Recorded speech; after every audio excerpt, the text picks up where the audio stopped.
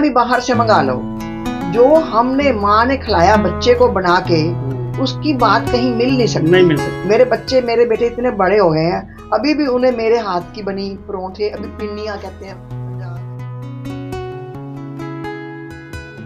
तो हम बात कर रहे थे कि आप इस लाइन में कैसे आए, आपने राइटिंग का कैसे सोचा और टाइम कैसे निकाला आपने? 24 घंटे तो सबके पास हैं जी। टाटा अंबानी के पास भी 24 घंटे हैं, तो हमें 24 घंटे मैनेज करने आने चाहिए। मेन बात तो ये राइटिंग की बात ऐसी है कि मेरे पिताजी को शौक था पढ़ने का जी। उन्होंने हमें बचपन से ही ना, हमारे घर में छोटी बच्चों की मैगजीनें आती थी जी। पराग, चंदा मामा, नोटपोट, हाँ ऐसी आती थी पहले। तो अब बुक पढ़ी है घर में, अखबार भी लगा हुआ था हमारे घर में उस जमाने में भी। जी।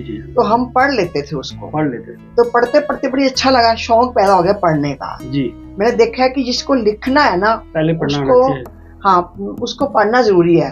तो पढ़ते पढ़ते ना मन में ऐसा आ गया, जैसे ना कई बार नहीं अखबारों में क्विज टाइप होते हैं, क्विज होते थे पहले, दिए होते थे ना, जी। तो मैं उसमें भी भेज देती होती थी। ठीक है, धीरे धीरे फिर आपकी वो हैबिट बन गई। हाँ जी। आपने जैसे आप लिखना आ गया तो आपको किसी ने अप्रिशिएट किया होगा कि अब तुम बुक लिखो। बुक कैसे दिमाग में, या किस टॉपिक को लेके? क्योंकि राइटिंग लिखना अलग है, बुक बना के पब्लिश करा के, लेकिन बुक का एक कंटेंट और उसका मोटिव और उसका कंक्लूजन, ये सारी चीजें बुक्स में होनी चाहिए, तब वो बुक्स की बेनिफिट, वो बुक्स तब मानी जाती है कि इसका मकसद क्या है, समाज को इसका फायदा क्या है। तो आपने किस किस टॉपिक पे कौन कौन सी बुक्स लिखी? सर ये बड़ा स्लो प्रोसेस है, बहुत स्लो प्रोसेस है, जल्दी नहीं हम इसमें अपने आप को समझ सकते कि मैं बड़े इसमें हो गई। मेरी पहली 2 आर्टिकल मेरे कॉलेज जमाने में छप गए थे। कॉलेज की मैगजीन बनती है ना, कॉलेज में मैगजीन बनती होती है। अच्छा, बिफोर मैरिज कॉलेज में पढ़ते थे? हाँ जी, जो कॉलेज में हम पढ़ते हैं ना, डीएवी कॉलेज में पढ़ती थी मैं। अच्छा, डीएवी की पढ़े हो? हाँ जी। अभी तो उस वहाँ पे हर साल एक मैगजीन निकलती है, हर कॉलेज में होता है, तो वो आर्टिकल मांगते हैं। तो मैंने भी उस जमाने में भी मेरे मन में है कि मैं था कि मुझे पता था कि मैं क्या लिखूं। जब वो आया नोटिस बोर्ड पे लगा कि अपने भेजो आर्टिकल, तो मैंने जी अपनी एक कहानी लिख के भेज दी। मेरी 1 साल कहानी भी छपी, नेक्स्ट ईयर मेरा एक आर्टिकल भी छपा। तो ये मेरे पहले मुझे हौसला देने के लिए बहुत थे। चलो ये तो कॉलेज में सब बच्चे डालते हैं, चलो आप भी उस बच्चों में थे, लेकिन बुक लिखने का एक जो टारगेट होता है बहुत ना, वहाँ पे मुझे नहीं पता काव्य गोष्ठियाँ होती थी। हाँ, आज भी होती हैं चंडीगढ़ में, मुझे नहीं पता था कि होती है। अच्छा, हाँ, तो मैं बिजी थी ना, तो फिर मुझे कोई ऐसा मिल गया, एक कहते हैं God father you can say जी। तो उन्होंने मुझे काव्य गोष्ठियों में ले जाना शुरू किया। कविताएं मैं पहले लिखती होती थी, वहाँ मैंने कविताएं वगैरह पढ़नी, बड़ा हौसला मिलना, दाद मिलनी। तो फिर मुझे किसी ने कहा कि अगर आपको साहित्य की दुनिया में कुछ नाम कमाना है जी, कुछ बनना है, तो बुक लिखो। ठीक है जी। अब मेरे लिए बुक लिखना तो मान लिया हवाले पर भी चढ़ने के बराबर था। सोच नहीं सकती कि मैं किताब लिख सकूं, 1 पेज लिखना, 2 पेज लिखना, कहानी लिखना और बात है, 50-60 बुक लिखना तो बहुत बड़ी बात है मेरे लिए। फिर मैंने बहुत सोचा, मेरे मन में मेरे परिवार के पाकिस्तान की आने की जो घटनाएं थी ना, मैं वहां से नहीं आई, दादी मेरी, दादाजी, पापा जी आए थे, तो लेकिन मेरे मन में वो ना दर्द, जो चीजें उनसे सुनी थी ना, वो दिमाग में थी आपके? वो मेरे दिमाग में बहुत थी। ओके, हाँ, तो ये अब बात समझ आई कि आपके दिमाग में ऑलरेडी कुछ स्टोरीज थी पाकिस्तान से, जब हम यहाँ पे आए हैं माइग्रेट होके, तो वो जो जर्नी थी हमारी बड़ी टफ रही होगी, तो वो दिमाग में कहीं ना कहीं थी आपके, तो आपने उसी टॉपिक पे लिखी क्या? जी, मेरी पहली बुक है ना, मेरी पहली बुक ही, उसका नाम है स्मृतियों के आर पार।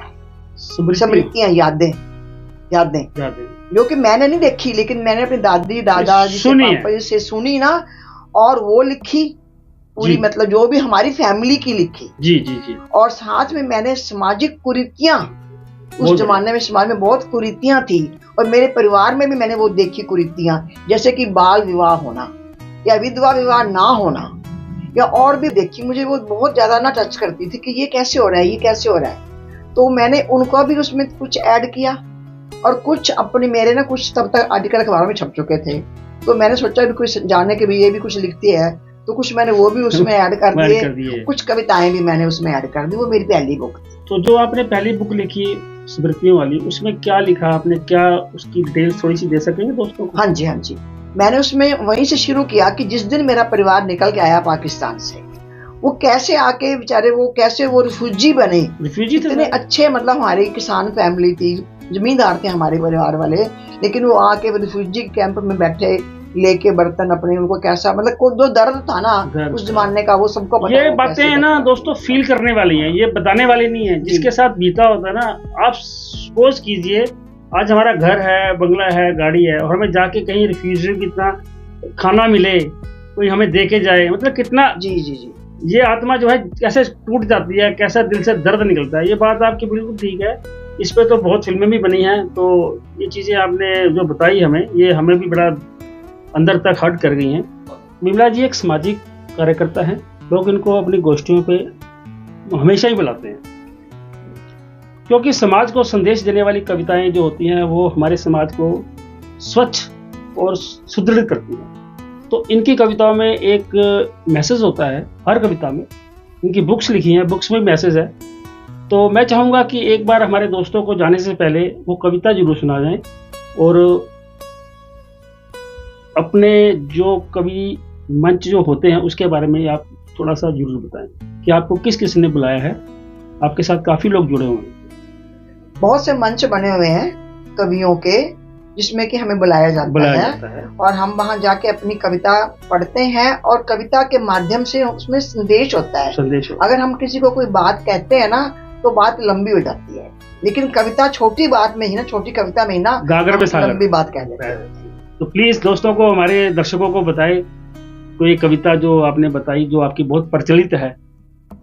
जैसे कि हमने औरतों की बात पहले की है ना, जी जी जी, समाज में औरतों की बात, हम उसी पे ही आते हैं जी। तो हम जैसे हम औरतें हैं, अब कहाँ पैदा होती हैं, कहाँ चली जाती हैं, है ना। एक गाना है सुंदर कौर का, मैं वही कह रहा था मावा देती हैं रल बैठे हैं निमाए, है ना, किन्ना जम्मिया किन्ना ने ले जाने। क्या बात है, क्या बात, तो रुला देते हैं गाने। हाँ जी, लेकिन फिर भी ना मैं कहती हूँ कि हम चाहे माँ हो, बेटी हो, बहन हो, कुछ भी हो, अपनी एक पहचान होनी चाहिए हमारी। ये आपने बहुत अच्छी बात कही, हर इंसान की एक पहचान अपनी होनी चाहिए। वो कहते हैं ना, जिस घर में मैंने अपना सब कुछ दे दिया, उस घर पे तख्ती भी नहीं है मेरे नाम की।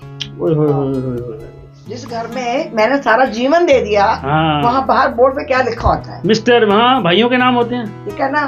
तो मेरी ये कविता सुनिए, इसमें मैंने एक सवाल किया है, सवाल भी है और जवाब भी है।